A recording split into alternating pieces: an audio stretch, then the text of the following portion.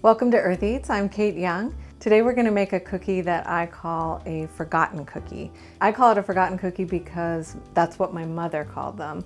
This is a bit of a nostalgic recipe for me. This is something that my mother made every Christmas, and I make it most holidays. We're going to start with 1 egg white.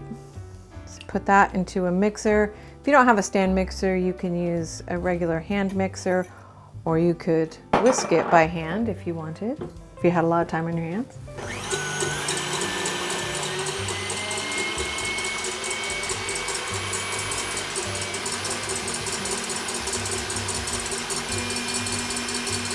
See that little peak?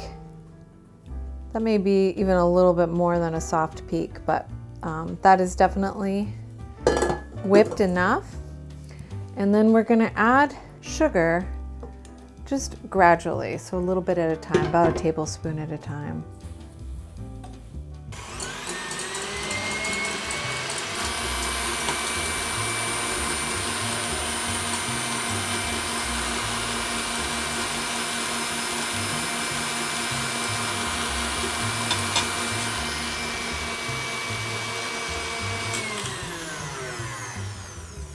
I think that's pretty good.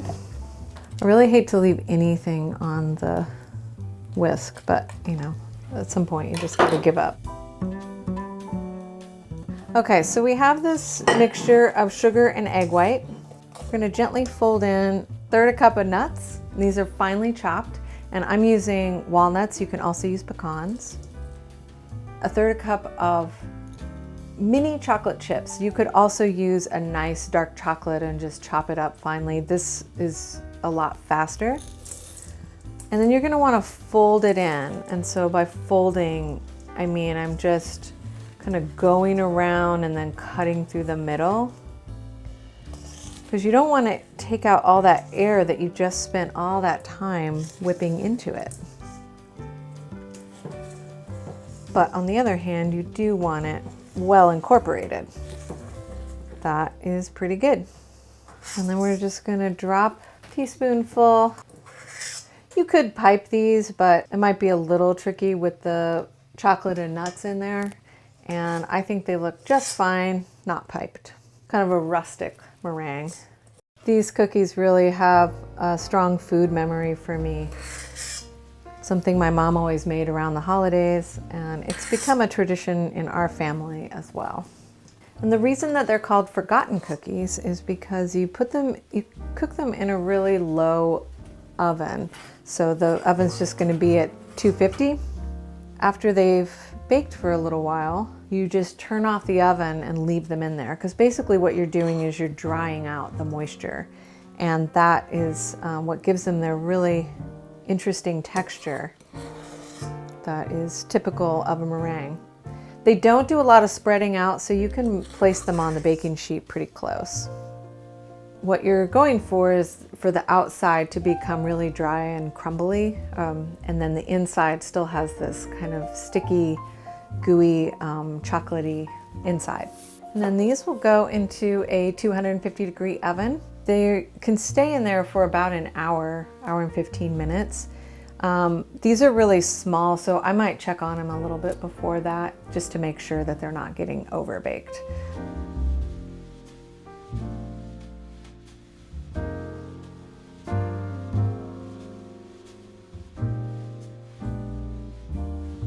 So we forgot all about our forgotten cookies, but that's okay, because we turned off the oven and I think they're probably ready to come out.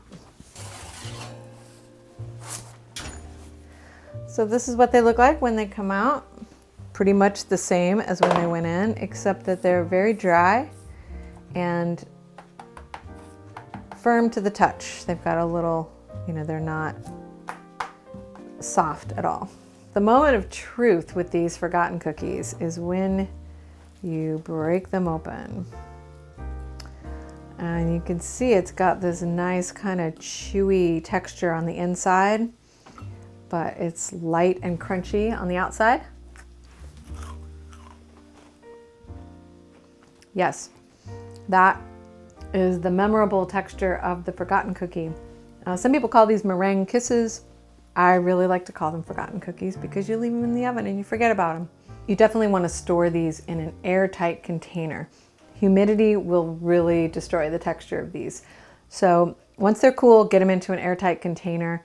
And if you're giving them away to anyone, just make sure that you package them up in a way that doesn't allow them to come into contact with the air. If you liked what you saw today, be sure to share it with your friends and subscribe. You can find us at Earth Eats on all the platforms, and you can also find our podcast wherever you get your podcast. We have new podcasts each week. Thank you, and we'll see you next time.